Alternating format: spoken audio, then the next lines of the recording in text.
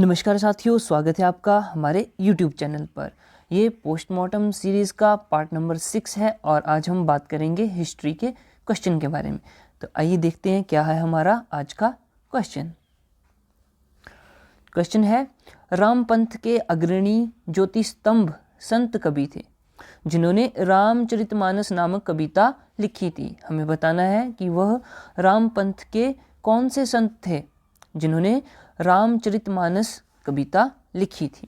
बोलता है, was the foremost ज्योति स्तंभ saint poet of Rampanth who also wrote a poem called Ramcharitmanas. Options हैं हमारे पास, वल्लभाचार्य, तुलसीदास, चैतन्य और निम्बार्क। तो इसमें से हमारे पास सही आंसर होगा इसका ऑप्शन नंबर बी, तुलसीदास।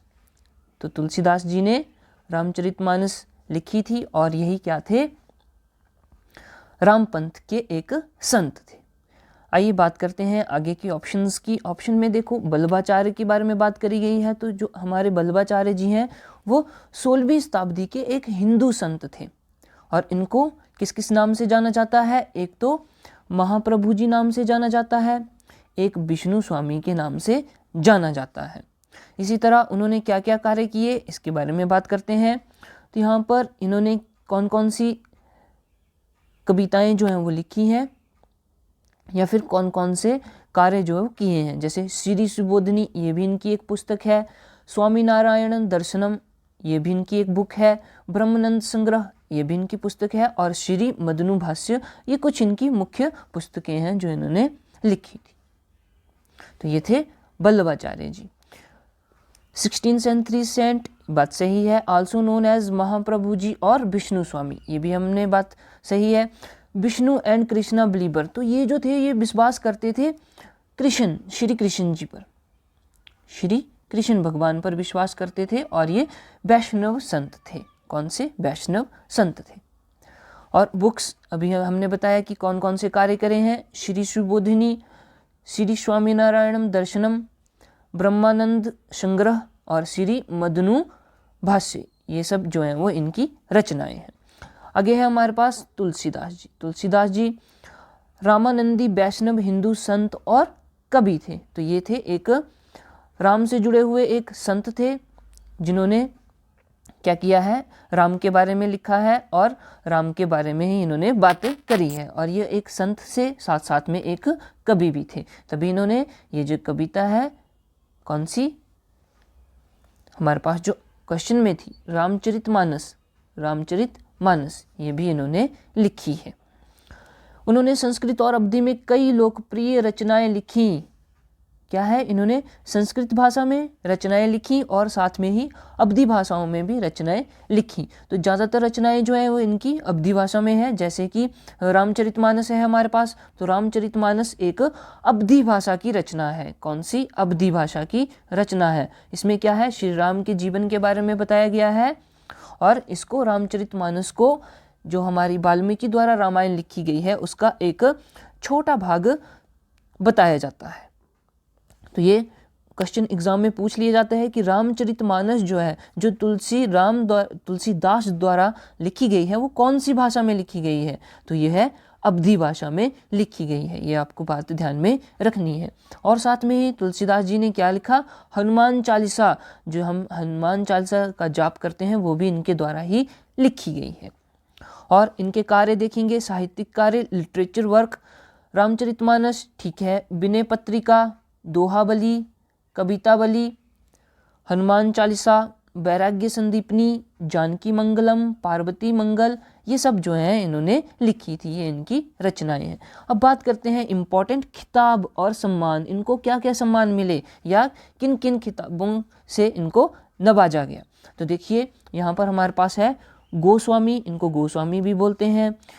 अभिनव वाल्मीकि, अभिनव मतलब नया वाल्मीकि या फिर नए, जो नया समय है या फिर आज के समय का वाल्मीकि।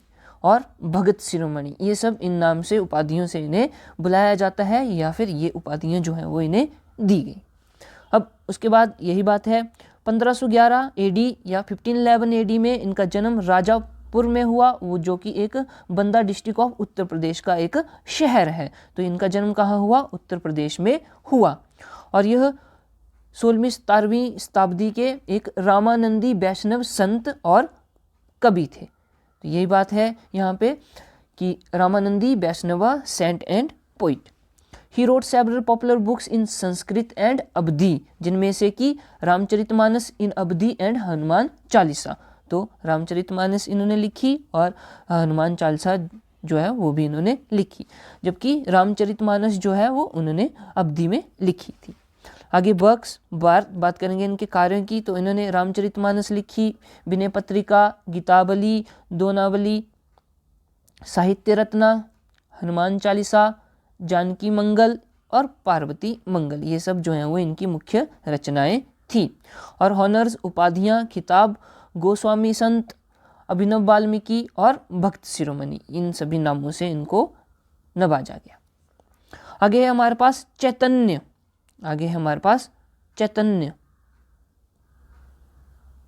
चैतन्य तो देखते हैं ये कौन थे, इनके बारे में क्या बात हमें देखने को मिलती है। तो ये 15वीं शताब्दी के एक हिंदू संत थे, ठीक है। वैष्णव धर्म के भक्ति योग के परम प्रचारक एवं भक्ति काल के प्रमुख कवियों में से एक थे। तो ये क्या थे? ये जो भक्ति योग होता है, जब हम मेडिटेशन करते हैं, भक्ति करते हैं, उसके परम प्रचारक थे। तो उन्होंने बोला कि भक्ति करनी चाहिए, मेडिटेशन करनी चाहिए, और इन्होंने इसका प्रचार भी किया। और साथ में ही यह एक भक्ति काल, भक्ति यानी कि मेडिटेशन, उस काल में जो कवि हुए थे उनमें से एक थे। हिंदू मुस्लिम एकता की सद्भावना को बल दिया। अब ये जो हिंदू मुस्लिम का टकराव था, तो उनकी एकता को बनाए रखने के लिए इन्होंने बहुत सारे काम किए और उस पर उनका मेन फोकस रहा। जाति पात, ऊंच नीच की भावना को दूर करने की शिक्षा दी। तो इन्होंने कौन सी शिक्षा दी? इन्होंने जाति पात को ख़त्म करने के लिए, ऊंच नीच का भेदभाव करने वालों को ख़त्म करने के लिए, या फिर ऊंच नीच जो है उसको ख़त्म करने के लिए उन्होंने शिक्षा दी। तथा विलुप्त वृंदावन को फिर से बसाया। तो जो वृंदावन विलुप्त हो गया था, जैसे आपको पता है कि बहुत सारे मुस्लिम शासक जो थे उन्होंने हमारे देश पे राज किया, तो उन्होंने जितने भी हमारे हिंदू धर्म से संबंधित मंदिर थे या फिर जितने भी पूजनीय स्थल थे, उनको क्या है, तोड़ना शुरू कर दिया था, या उनको नष्ट करना शुरू कर दिया था। लेकिन जो ये थे हमारे चैतन्य जी ने क्या किया? जो वृंदावन था, जो कृष्ण भूमि है हम जानते हैं, तो उसको उन्होंने क्या किया? फिर से बसाया। अब देखेंगे इनके अन्य नाम, इनके और क्या क्या नाम थे। देखो, विशंबर मिश्र, निमाई पंडित, गौरांग महाप्रभु, गौर हरि, गौर सुंदर, श्री कृष्ण चैतन्य भारती आदि नाम जो थे वो इनके थे। किसके? चैतन्य जी के, ठीक है जी। उसके बाद कार्य, इन्होंने क्या कार्य किए? तो इन्होंने शिक्षा षटकम जो है एक नाम की पुस्तक लिखी थी, और ये इनकी क्या है, एक रचना भी है। स्थापना, तो इन्होंने क्या क्या स्थापित किया, इनके द्वारा किस किस की स्थापना की? तो देखिए यहाँ पे गौड़ीय वैष्णववाद क्या होता है? गाना बजाकर भगवान को याद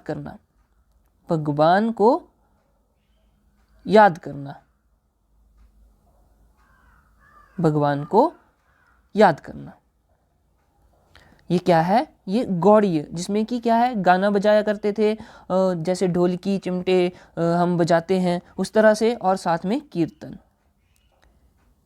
कीर्तन करना, यह है गौड़ी वैष्णववाद में आता है। और इन्होंने किसकी स्थापना की? अचिंत्य भेद अभेद की इन्होंने स्थापना करी। और ये जो लाइन यहाँ पे लिखी गई है, हरे कृष्णा कृष्ण कृष्ण हरे हरे, हरे राम राम राम हरे हरे, ये भी इनके द्वारा ही रची गई है। किसके द्वारा रची गई है? हमारे चैतन्य जी द्वारा यह रचना जो है वो रची गई है। कौन सी? हरे कृष्ण कृष्ण कृष्ण हरे हरे, हरे राम राम राम हरे हरे, ठीक है। तो यह बात आपको ध्यान में रखनी है। आगे है, यही बात यहाँ पे बताई गई है। 15वीं सेंचुरी के संत थे और इन्होंने शिक्षा षटकम की स्थापना करी या काम करा उस पर। फिर फाउंडर गौड़ीय वैष्णविज्म के और अचिंत्य भेद अभेद के यह क्या थे? एक फाउंडर थे, ठीक है, फाउंडर थे। तो ये था हमारा आज का क्वेश्चंस। तो दोस्तों उम्मीद करता हूँ कि आपको अच्छा लगा होगा। हमारा सपोर्ट करने के लिए हमारा चैनल जो है वो सब्सक्राइब करें, बने रहें हमारे साथ। हम इसी प्रकार के जो वीडियोज़ हैं आपके लिए लेके आते रहेंगे।